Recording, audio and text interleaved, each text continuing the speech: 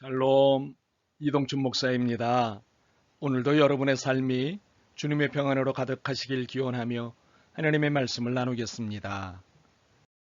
오늘 우리들에게 주시는 말씀은 아모스 1장 1절과 2절 말씀입니다. 유다 왕 우시아의 시대 곧 이스라엘 왕 요아스의 아들 여로보암의 시대 지진전 2년에 드고와 목자 중 아모스가 이스라엘에 대하여 이상으로 받은 말씀이라. 그가 이르되 여호와께서 시온에서부터 부르짖으시며 예루살렘에서부터 소리를 내시리니 목자의 초장이 마르고 갈멜산 꼭대기가 마르리로다. 아멘. 아모스 1장 1절과 2절 말씀을 본문으로 드고와 목자 아모스라는 제목의 말씀을 나누도록 하겠습니다. 인생의 짐은 줄어들지 않습니다. 오히려 나이와 비례하여 늘어나거나 무거워지지요. 그래서 나이가 들수록 아기들이 부러운가 봅니다. 그런데 소위 오지랖이 넓은 사람들은 보다 무거운 인생의 짐을 지고 살게 됩니다. 왜냐하면 자기의 인생의 짐뿐만 아니라 남의 인생의 짐까지 짊어지고 살기 때문이지요. 오늘부터 우리가 만나고자 하는 아모스 선지자가 그런 사람이었습니다. 오지랖이 넓은 사람이었기 때문입니다. 그래서 인생이 참 힘들었습니다. 아예 자신의 이름이 그랬습니다. 아모스, 짐을 지는 사람, 이것이 그의 이름이었습니다. 대부분의 경우 이름을 지어줄 때 그를 축복하는 이름을 짓지 않습니까? 그와 비교하면 아모스라는 이름은 좀 심하지 않았나 싶습니다. 그러나 구약시대에는 하나님께서 그의 백성들에게 주시는 사명에 따라 이름을 주셨습니다. 대표적인 예로 아브라함은 열국의 아비로 그의 아내 사라의 경우 열국의 어미라는 뜻의 이름을 주셨습니다. 이렇게 사명에 따라 이름을 주신 것이 아모스에게도 같았습니다. 혹시 여러분의 이름에는 어떤 사명이 들어있는 것 같습니까? 짐을 지는 사람 아모스는 북이스라엘을 향해 하나님의 말씀을 전달하는 예언자였습니다. 그런데 그는 남유다 사람이었습니다. 물론 같은 민족이기는 했지만 우리처럼 남과 북으로 분단된 상태에서 남유다 사람이었습니다. 그의 거처가 남유다 지역인 드고아인 것에서 알 수 있습니다.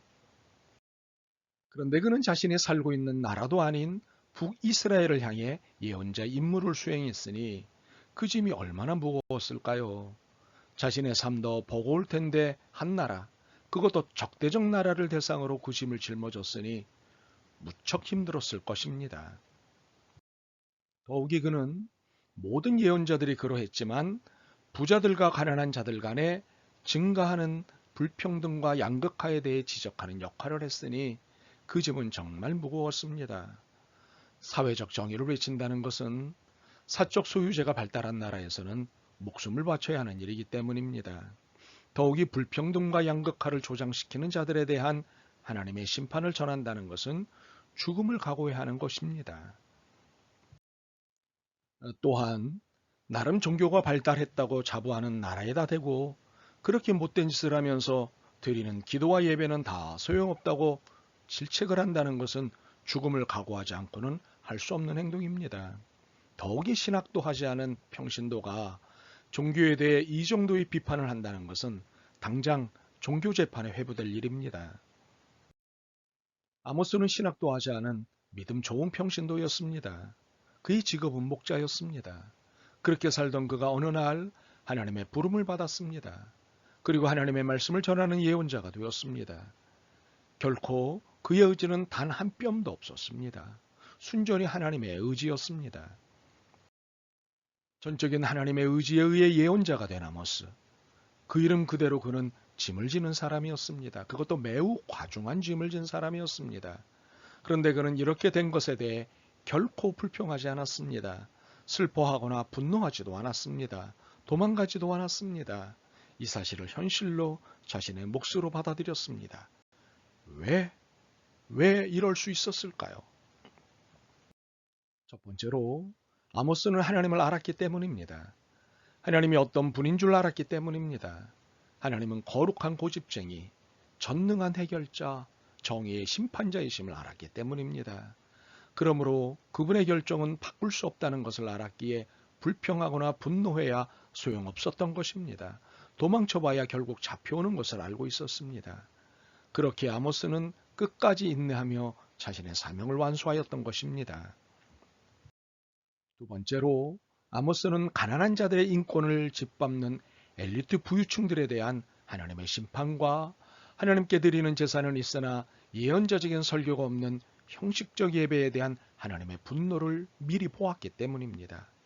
예언자란 본시 자신이 먼저 하나님의 말씀을 만나게 됩니다. 그것도 아주 생생하게 말입니다. 그러니 그가 자신에게 지어진 짐이 무거울지라도 감당해야 하는 거룩한 의무감을 갖게 될 수밖에 없었던 것입니다. 셋째로 아모스는 자신의 목자 경험이 이 무거운 짐을 기꺼이 감당할 수 있다는 믿음을 갖게 했습니다. 당시 목자는 한 곳에 머물 수 없었습니다. 꼴을 따라 움직이며 살아야 했기에 자신이 늘 하나님의 은혜를 먹고 사는 것을 인정하는 자들이었습니다. 그러므로 북이스라엘을 향해 예언을 해야 하는 이 사명도 하나님의 은혜로 하는 일이요 해야 하는 일임을 알았기에 순종했던 것입니다. 넷째로 아모스는 자신이 하고 있는 목자의 일이 사회경제적으로 중요한 일이라는 것을 알고 있었습니다. 그러나 정치 종교적 특권층들은 이들의 사회경제적 역할을 하찮게 취급했습니다.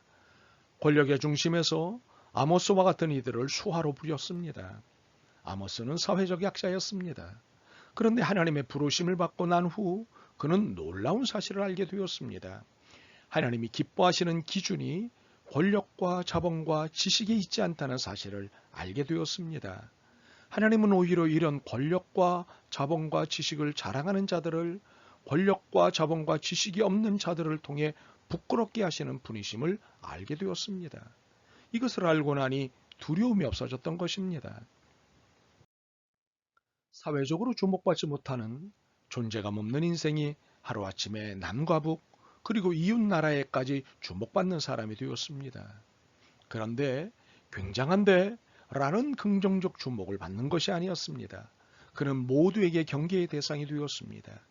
그들이 듣고 싶은 말이 아니었기 때문입니다. 그의 메시지는 권력과 자본과 지식인들을 향한 심판의 메시지였기 때문입니다. 특히 종교 지도자들의 권력과 자본과 지식의 횡포에 대해 신랄하게 비판하는 메시지였기 때문입니다. 사실 아모스라고 이런 메시지를 전할 때 전혀 두려움이 없진 않았을 것입니다. 그도 사람이기 때문입니다.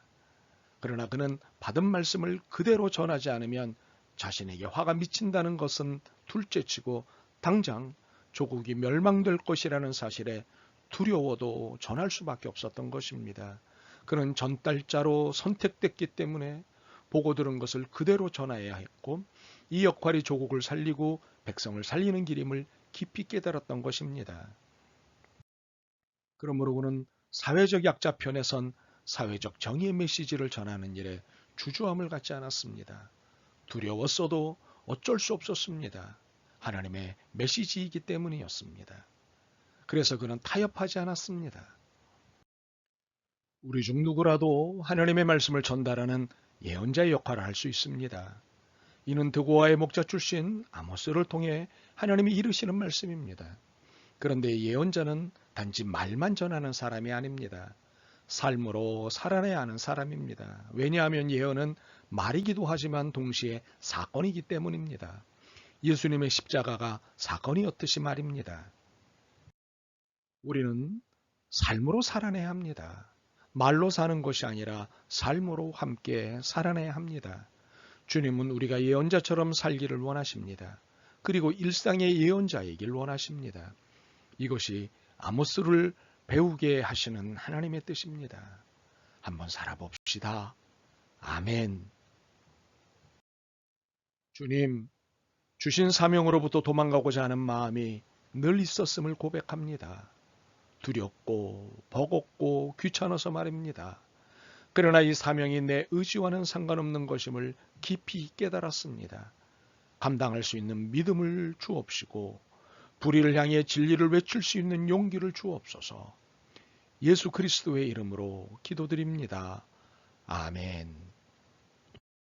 오늘도 여러분의 믿음과 삶을 응원합니다. 사랑합니다.